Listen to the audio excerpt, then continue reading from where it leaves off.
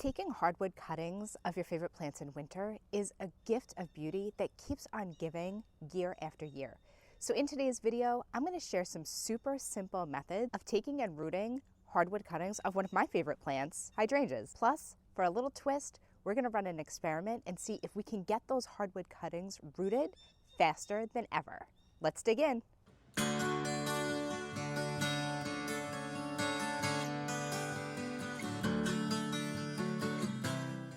Throughout the spring and summer, I take tons of softwood or greenwood cuttings, but I actually prefer taking hardwood cuttings of my favorite plants in winter for a few different reasons. First, they're so much easier. It's kind of just set it and forget it, which totally fits my lifestyle. Plus, I really feel that hardwood cuttings make hardier plants than softwood cuttings. We have a little bit of a winter warm up here in the Northeast. We've had some really cold weather. I think our low so far this winter was 10 overnight, but today it's almost 50 degrees and it almost feels a little like spring. Plus, we've had 3 days of rain, which means that my plants are really well hydrated, which is going to give them the best chance of rooting. Now, today is December 31st, so Happy New Year. It's New Year's Eve. I'm doing my hardwood cuttings today, but you can do your hardwood cuttings anytime during the winter months after you've had at least 3 nights below freezing and before your temperatures start to warm up where your plants will break dormancy. Now you can tell if your plant has broken dormancy because you'll see the leaves starting to grow, you'll see the buds starting to swell. So you want to do it before that point. But for most of us in the US, that is going to be anytime between mid to late November and early March. I prefer to do my hardwood cuttings over winter break because I'm a teacher and I have children and I have a little extra time this time of year. Plus, like I said, it is gorgeous out today, so I'm trying to take advantage of the beautiful weather. When taking hardwood cuttings, you want to take your cuttings from this season's growth. So I'm going to bring you in a little bit closer so I can show you how to spot the difference between this season's growth and previous year's growth. That way you're taking cuttings from the right part of the plant and you have the best chance at success. Now I'm going to be working specifically with Mophead, big leaf, Macrophylla hydrangeas today in this video, but this same method can apply to most plants that you can do hardwood cuttings from. I'll leave a list in the description of the video because it's too many for me to go over. This same method will also work with other types of hydrangeas. So if you wanted to do your smooth leaf Annabelles or you wanted to do your panicle hydrangeas like Limelight, you would do the same thing. When looking at your plants, the newest growth is going to be that toward the flower tip. And you can see the difference in color here from last year's growth to the wood that grew the year before. So this is what you want to focus on when you're taking your cuttings. Now, Mophead hydrangeas are really interesting because with your cuttings, you actually only need 1 leaf node at the top. You can cut in between nodes and still get your plants to root. Now, I've tried it that way a few times before, but I have to tell you that my success rate was way lower.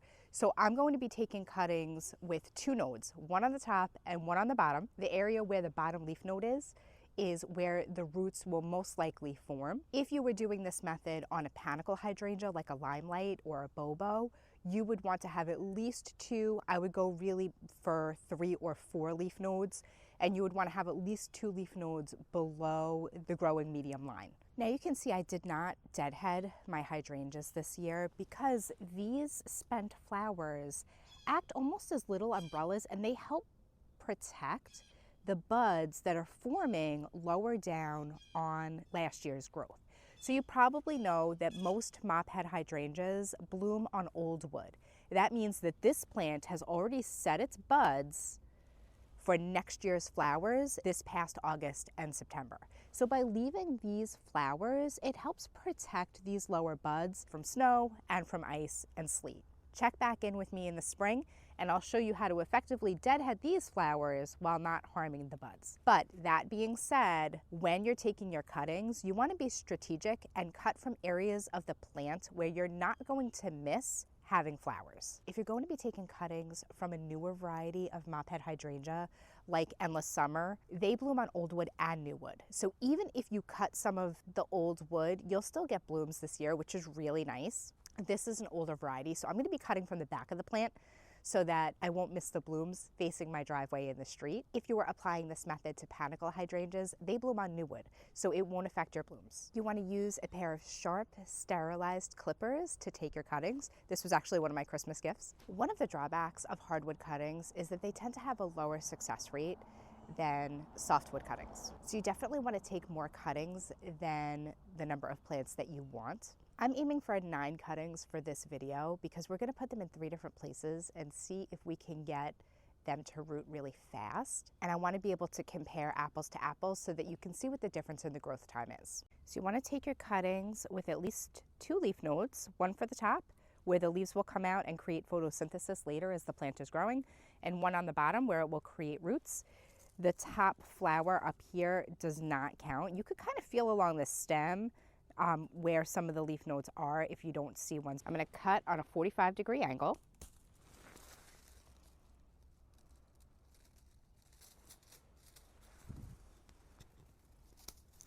Okay, so here's cutting number 1, and you can see with this leaf node that even though this appears to be dormant, when you look at the bottom, you can see that it is green and very much alive on the inside. This leaf node here will be a flower for next year, and if you touch it, it feels really soft and supple. It doesn't feel crunchy or like dried leaves. And you can see that there is another small leaf node up here on the top. And even though this one isn't as big, if you feel it, again, it feels soft, it feels supple. You can tell that it's alive. So I'm going to grab about 8 more cuttings and then we will hit the greenhouse and stick them.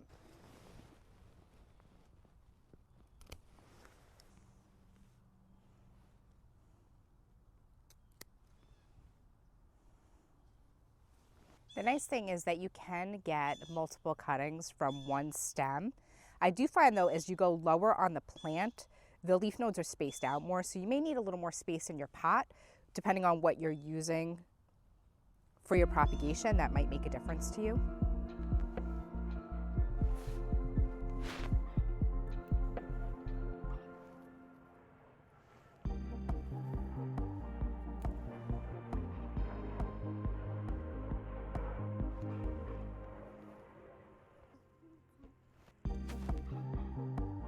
Here's our 9 cuttings. Let's hit the greenhouse and stick them. Welcome back to the greenhouse. As you can see, I've been busy. You can see there are the sun patience and the gardenias. And the petunias that we dug up together are up on that top shelf. And everything's doing really well. So for today, I'm going to be using these little 2.5-inch pots, and I'm going to be propagating in sand. This is just construction sand that my handsome husband was nice enough to pick up for me at Home Depot. By the way, if you'd like to meet him, he is in a band and they have a YouTube channel. It's called Pride Before the Fall Music. I'll leave a link in the description below. If you like rock or Americana, please go check them out. Now, you don't have to use sand in order to stick your hardwood cuttings. You can use shredded pine bark, you can use perlite or vermiculite, you could even use like a seed starting mix, but I like sand for a few different reasons. First, it's inert. You're less likely to run into things like pathogens and pests than you are if you were to use something like shredded pine bark or a seed starting mix.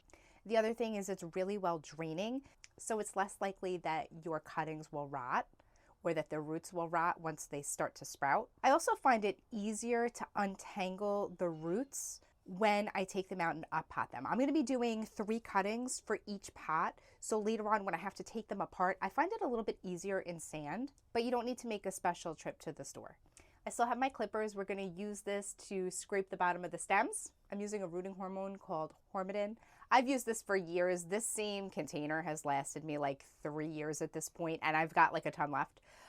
So you don't have to use this. It is optional, but you'll have a better success rate if you do. So that might be something to consider. You don't need to use this one. You could use the Clonex gel or any of the other rooting hormones, whatever's available to you locally. I will leave a link on Amazon for this one if you want to take a look. But if you have another one laying around, that's fine. I've put that into just this little red cup. You don't want to dip your cutting into the container if you can avoid it, because you could be spreading pathogens or disease, and nobody wants that. I also have just a cup of water. I'll dip the cuttings in this before I put it into the rooting hormone. All right, so here are my cuttings. Now, ideally, you would want a bigger cutting than this. If you have material that's a little thicker, you are definitely better off. But because I make cuttings from the same area of the plant every year, my cuttings aren't so big, but that's okay. They'll still root. And you can see that I really have 2 leaf nodes on this one. I have one here that has that soft, supple bud. And then I have one here that you can probably hardly see, but if you run your finger along the stem, you can feel it. And then there is another leaf node up here, which I'm going to leave. So I'm going to be removing the bottom leaf nodes here. I'm just going to pull those off. And you can see the layer beneath those. Now this is where it will form the roots. Ollie. Ollie, I'm working, honey. He likes cuttings too. Well, now that was a bit of a catastrophe. All right, so once I have removed the lower leaf nodes, no, that's not for you, honey. I'm going to take my clippers and I'm just going to scrape off some of the bark on the bottom of the cutting. And that's just going to allow the roots to come out a little bit easier. So once I've scraped the bottom a little bit, I'm going to dip this in water. And then my rooting hormone. I'm going to let this sit for a moment. And I'm going to use a dibbler to poke some holes in my pots. Now, if you don't have a dibbler like this came with one of my seed trays. I have a bunch of these, so I use it all the time. But if you didn't have this, use a pencil, use a stick. You could even use like an old cutting if you have one that you didn't stick. I'm just going to use my dibbler to poke a few holes in this pot. I'm going to tap off that excess rooting powder and just stick it. All right.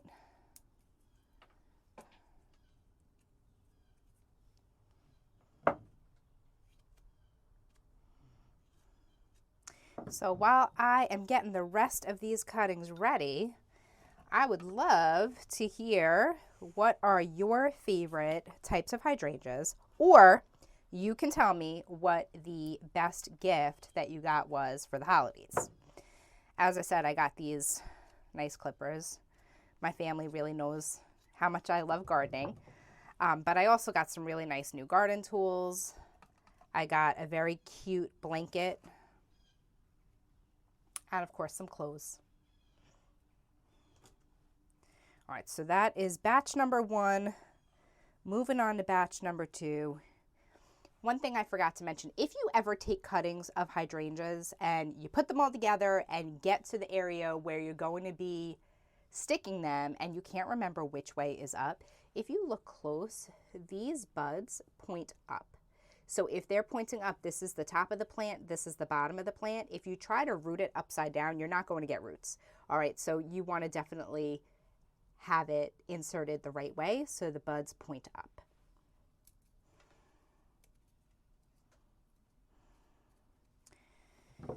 I have an area along my fence line here where I would love to plant a mass amount of Mophead Hydrangeas. It's an area that gets some shade.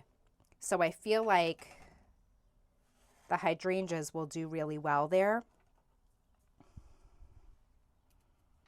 And maybe, just maybe, it'll help prevent my dogs from constantly barking at my poor neighbors. We have newish neighbors. They've been here, I guess, about 2 years now, just about 2 years, and they are super nice.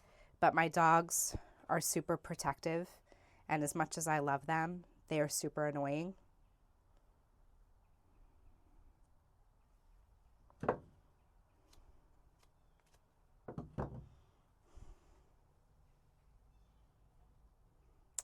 Looks like I'm missing a leaf node on this one, so I'm going to put 4 cuttings in this one. All right, so there's a leaf node down here. We're good there. Okay, let's give this one a scrape.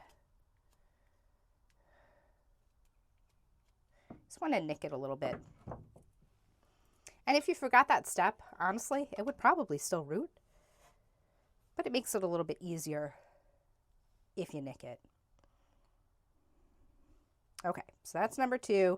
I'm going to do one more batch here. I have this extra cutting here. I'm just going to give this a fresh cut. All right, so I'm going to give it a little scrape here.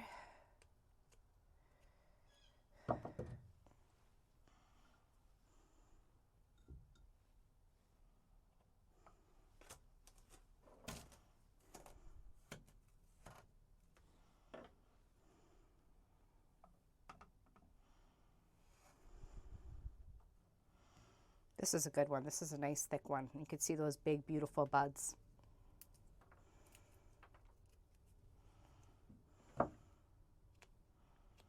We are having a pretty cold winter compared to the last few years. The last few years, we had very little snow and very little cold weather. But this year, we've already gotten down to 10 degrees overnight, one night. And we've had quite a bit of snow so far, considering that we don't usually get very much snow until after January 20th. So it'll be interesting to see how the rest of the winter shapes up. Okay, so there is batch number 3. All right, so this is what the cuttings look like. Can you see that okay? Is that better? Okay, so there's the cuttings from that we just did. And let me show you last year's cuttings. So I did these cuttings last year. They looked the same.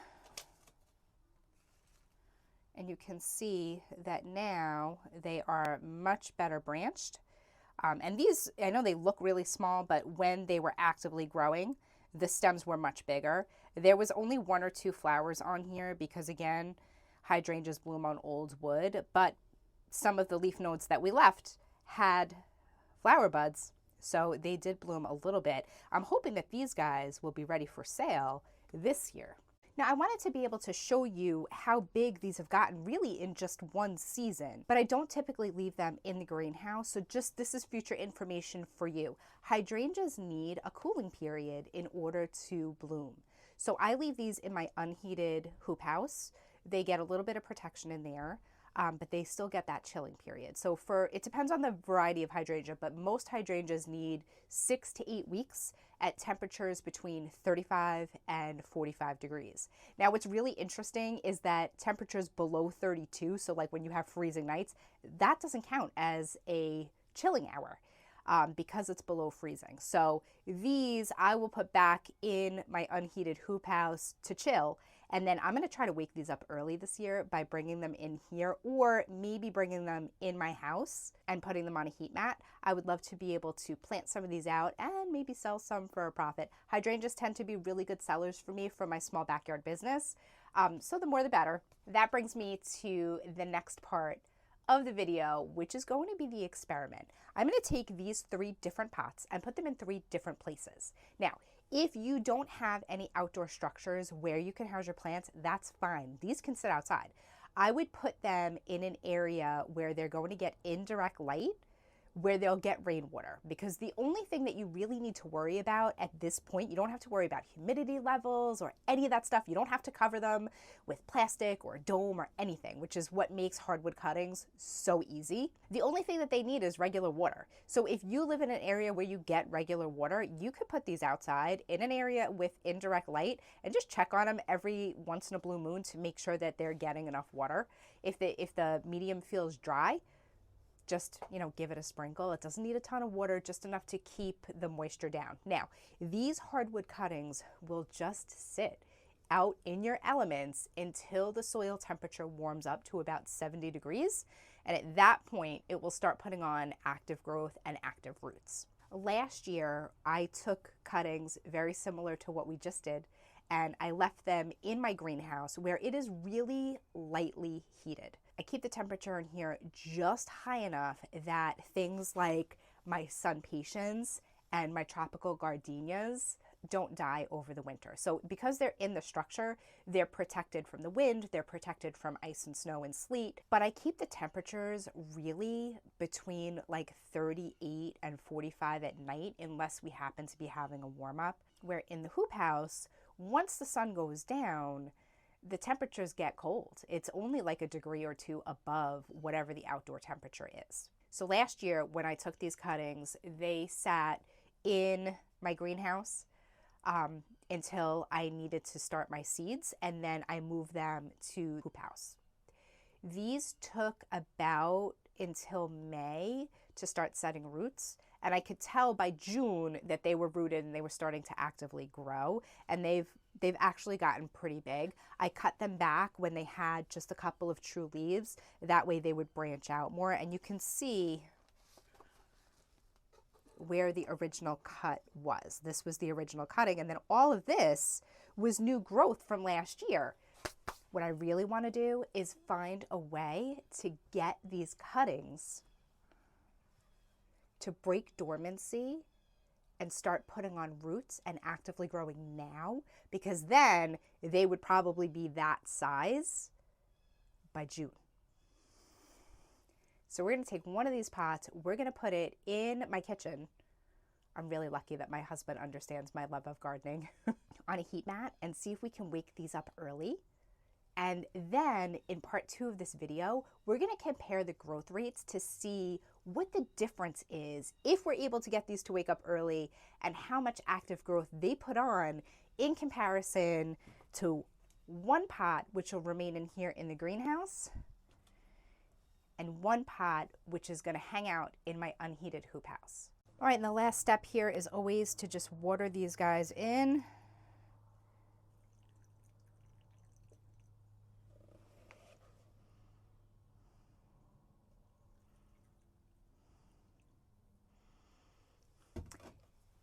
And now we can go find them a happy home. Okay, so pot number 1 is going to hang out right here in the greenhouse next to these 2 big gardenias. On this bench, it is low enough that it is not going to get any direct light, but it will get plenty of bright indirect light, which cuttings need in order to root. Let's go find a spot in the hoop house. Okay, we're out in the hoop house, and this pot is going to sit right here next to some figs and a Leland cypress. It will get indirect light here throughout the day. It's actually really warm in here today. Good luck, little buddy. And last but not least, pot number 3 is going to be here in my kitchen on top of a heating mat. I put the heating mat over a trivet just to be safe, because it's on a piece of wood furniture that I don't want to get damaged. Hopefully these guys wake up soon. Now you can see I have a lot more room here, so I am going to be putting some other cuttings here as well. Thanks so much for watching today. In the comments below, tell me what type of hydrangeas you would like to propagate. And if you're chomping at the bit to get your garden season started, then watch this video on January seed starting. It's all about slow growers that need to get started early, January or February for most of us, things like rosemary and lisianthus. So give that a view. Don't forget to subscribe for part 2 of this video, and I'll see you soon. Have a great day.